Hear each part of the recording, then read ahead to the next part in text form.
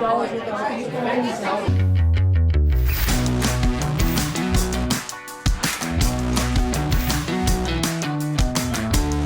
right, welcome to Cwic Show. My name is Greg Mattson, and I am your host. In this episode, well, this is a very sobering episode. Earlier this week, Tuesday morning, I spoke with Ben Thibaudeau. Ben is the father of the missing child, Blaze Thibaudeau, who, along with his mother, Spring, and his sister, older sister, 23-year-old Abby, had left Arizona for Idaho, for Boise, Idaho, and then beyond that, probably to Canada. They had taken off because they had gotten very involved and obsessed with the second coming and the end of days. And so they had listened to a number of pastors, they had been reading a number of books, and it stated that they had a number of dreams, and it sounds like they got caught up basically in a cult mentality and associated with some type of end of days cult that is congregating somewhere, likely in Canada.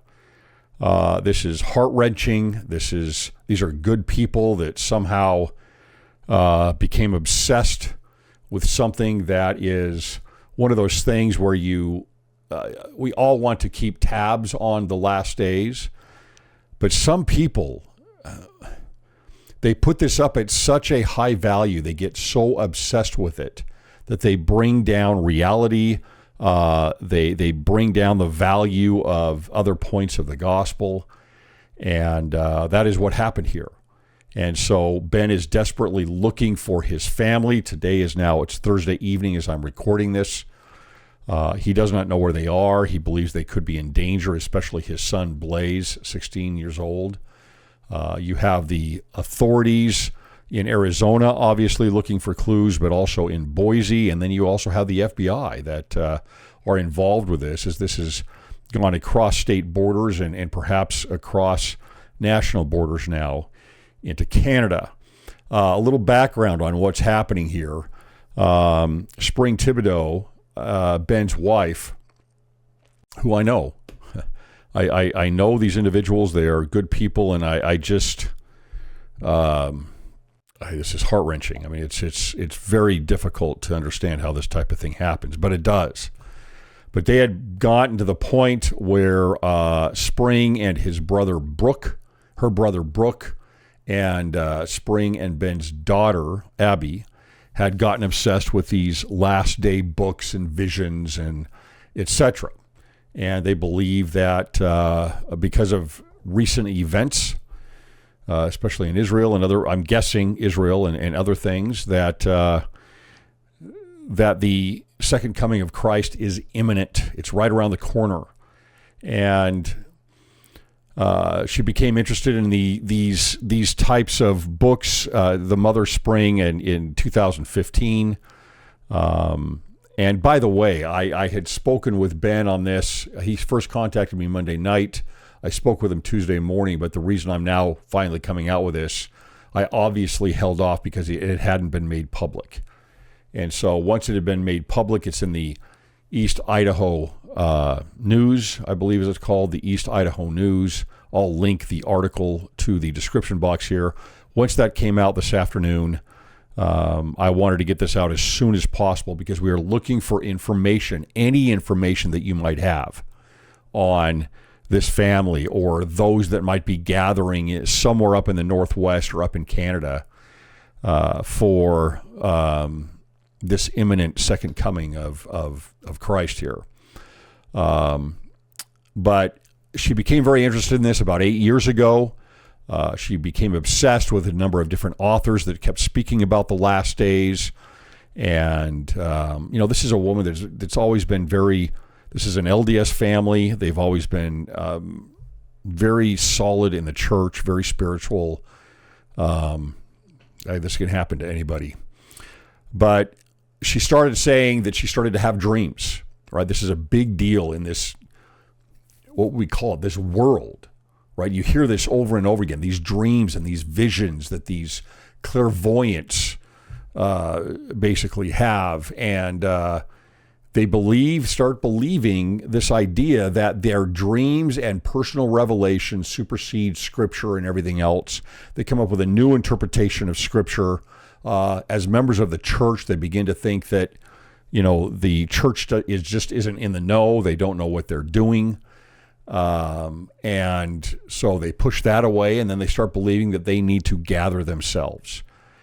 And I've seen this happen before. I mean, we've seen this cult behavior more and more recently, and it's really very, very concerning.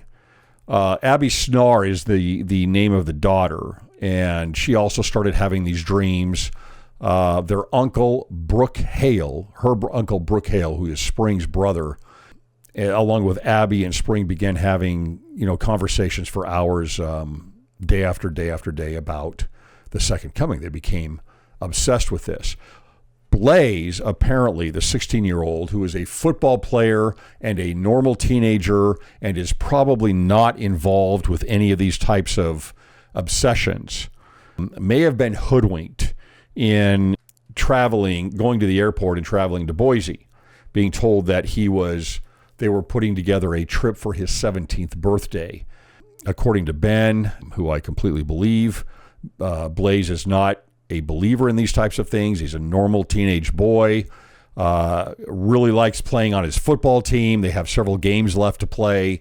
He probably did not know what was going on and where they were taking him. So it's very, very concerning to Ben about what state of mind those around Blaze are in, and what Blaze is going to do about this once he realizes what has happened here with him. It becomes even more difficult and complex here, and I would say dangerous, when you understand that apparently they believe, right, the sister and the mother believe that the son, Blaze, is a Davidic servant, some type of forerunning Messiah for the second coming of Jesus Christ, and that he's going to play a significant role. And they feel that they needed to you take him out somewhere so that he can be prepared, maybe ordained somehow, and put into a position of understanding who he is and what his role is in the second coming. And so Ben, as he declares in the East Idaho News, he says, I fear for his safety, especially if my son is contentious, rebellious, or belligerent, right? Imagine you realize what is actually happening here and why you're traveling with your mother, your uncle, and your sister.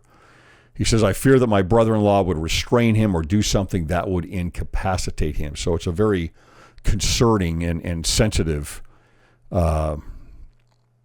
problem here that they're going through. I'm just going to quickly bring you over to the bulletin here of Blaze Thibaudeau, who is missing. You can see his picture here at the top. I'll magnify that a little bit. They left in this vehicle here, a 2004 Lexus GX 470 out of Boise on Monday afternoon, the Boise airport. And that is what they are traveling in. You can see the pictures here below. This is Abby, the daughter, on the left. This is Brooke Hale, the uncle or the mother's brother, here in the middle. And then here is the mother, Spring, on the right side here. And so you can see what the bulletin here says. It says, Blaze abducted by his mother and uncle, who are Doomsday cult believers. His 23-year-old sister, Abby, went with them as well. These are pictures of them being provided. Okay, so this is really very concerning. A little bit more background on this. Braden is Abby's husband, the 23-year-old daughter's husband. And he says that she had texted Braden, her husband, who was at work that day, that he needed to come home. She needed to go to the hospital. And he came home, and she was packed up with all of this survival gear ready to roll, telling Braden that, are you coming with us? Are you coming with us, because we're leaving, and we don't know when we're going to be back. And he said no, that he was not going to go. And shortly after that, the mother, Spring, and Blaze ended up pulling up. They picked up Abby and they took off to the Phoenix airport. Braden then calls Ben, the father, and says, "Our worst nightmares have come true." Ben says, "What are you talking about?" And Braden says, "They've left. They're gone." And Ben says, "Who's left? Right? Who's gone?" They didn't know anything about this. And he says, "Abby, Blaze, and Spring." Ben then immediately calls his son, his wife, and his daughter, and the uncle, Brooke, but nobody would answer. Ben puts out this statement, right? And this is the great concern here. He says, "I'm very concerned that my son is in danger and that his uncle could be the aggressor if things don't go the right way." The uncle, Brooke Hale, left a message for his children saying, "If you are reading this right now, it means that I am gone. I don't know where I am going. I was not told. You will not see me for some time. How long, I do not know, but I will see you again." And I'm guessing he means maybe after this life. But he had left to his kids basically his estate. He took a little bit of money with him, about $50,000, I believe. Abby had about $4,000 with her, so they've got about $54,000 that they've taken with them, along with very wintry clothing and a little bit of food that they took with them. There was surveillance footage at the Boise airport that showed Blaze, Spring, and Abby did land at the Boise airport on Monday. They got into that white Lexus SUV that has pink tow hooks on the front. There was a dealer plate on the back of the vehicle. Now, since then, it appears they've received information that the passports have been used to get into Canada. And so they are en route or have been en route to who knows where. Nobody knows where this is. And that's a very concerning thing. You have to ask yourself, where are they going? They've got a gathering group here, it sounds like. But, what's the law and order in this type of a place?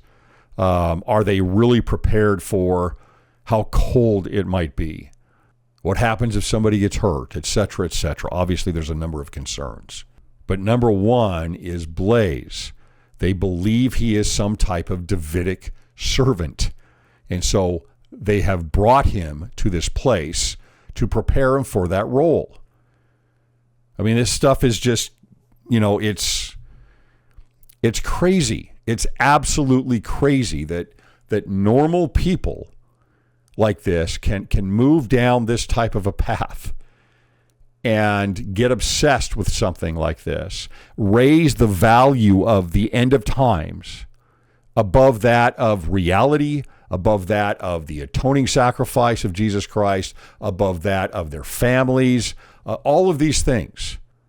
Now, Braden, the husband of the 23-year-old Abby, says that my hope is that he realizes that that's not what's going on, right? That he's not going on a birthday trip here. And that he can either play into it a little bit or figure out a point when they're vulnerable and escape. Then we can find him and work that direction. It's my prayer he can somehow get away. Lastly, I just want to give Ben's words here about his family. He says they're all good people, and I know this to be true. They're all wonderful people. But getting into these dark topics has really corrupted them. This can happen to anyone in a really horrible way, he says. But they are genuinely just loving, kind people. I want to go back to the pictures here, if you are on video, again here, of Blaze here at the top. You can see the Lexus SUV there that's got a pink tow hooks on the front and a dealer plate on the back. It's a 2004 GX 470. And down here you see Abby, you see Brooke Hale, the uncle, and you see the mother, Spring Thibaudeau.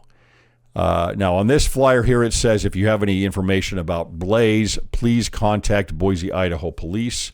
I am going to add here, Ben contacted me today and gave me an additional name to contact.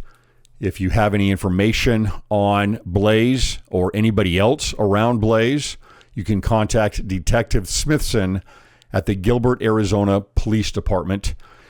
His number is 480-503-6500. It's the number of the Gilbert, Arizona Police Department. And please, if any of you know anything about this, you've heard about this in the grapevine, you've heard, people that might be involved with this or have looked into it and could maybe find names of people that are involved with this, especially if they're leaders in this gathering here, please reach out to the Boise Police Department or to Detective Smithson and give some information on this. This is crucial. There's somebody here that, a kid here that really is in danger. Another point I want to make is in a video with East Idaho News, you'll see the father, Ben, talk about Avraham Gileadi as being one of the sources of what his wife had been reading lately. I just had an interview with Avraham Gileadi last week, and it's very interesting because in that interview I said, what I don't like is seeing people talk about how imminent the second coming is, as if it's coming next year or 5 or 10 years, because you have no idea when this is going to happen. And he responded saying those people need to repent. Hopefully Avraham will come out with a statement on this if necessary. But I think it's important for people to understand that we can take things that we read, whether it's the scriptures or books by others, and we can build them into something that they're not. Keep your values and your focus in check as best you can. More and more, we're seeing these types of things happen, especially within the church. And this is happening on the right? It is happening with those that are anti-establishment. And look, I'm anti-establishment to some degree. But it's those people that are anti-establishment, they're going against the prophet and the leaders of the church. And saying that they don't know what they're doing, they're lost, they're part of a secret combination. There's so much garbage that I see out there online about these things. And I'm just telling you, you've got to be careful. If you start hearing about people that are talking about their own visions and their own revelations about the end of times, you need to act like Joseph of Egypt with Potiphar's wife and turn and run like hell. You need to run out of there and just understand that is really a big calling card for these end of times groups. There's books like Visions of Glory and others that are out there. And you have the problems that we've seen recently in the last couple of years with Lori Vallow Daybell and Chad Daybell and Julie Rowe, right? The clairvoyant Julie Rowe talking about the end of times. And, these are crazy things and crazy people. And, on the right, on the hard right, what you start finding are people that can't stop talking about the end of times. And I understand there are events, and there's nothing wrong with reading the fig leaves, and there's nothing wrong with looking at events that are happening toward the end of times right now. We should all do that, and we should all look at that. The problem comes when you start obsessing about it, number one, and number two, when you start believing that the church has got their head in the sand on this and that they don't know what they're doing, right? As soon as you do that, you're going to start looking for other sources of revelation, period, and believing other sources of revelation. And so you have things like, the vaccine and immigration and political views that you don't agree with, or a relationship that the church has with the NAACP, or whatever it might be. And you say to yourself, wow, they don't know what they're doing. As if any of those things have anything to do with the Book of Mormon, with Joseph Smith, with the first vision, with the restoration of the priesthood, with the temples and the ordinances. Don't let these things pull you away. Keep your focus on your relationship with God and on the priesthood and the ordinances, and all that has to do with the restoration. Don't let yourself be fooled and pulled away on these things. You've got to look, if you are right-leaning and you're a more conservative political person, you have to check your right flank. You have to check your right flank and realize that there can be problems there and not put your head in the sand with it. I mean, look at the left. The left doesn't check their left flank. They're being consumed by that left flank right now, that hard left, because of the level of tolerance that is given to it. And now it's taken over the institutions in the United States. You have to check your right flank. Getting back to the Thibaudeau family, because that's really what matters right now. Please contact the police if you know anything about them, and please add them to your prayers. Thanks for listening.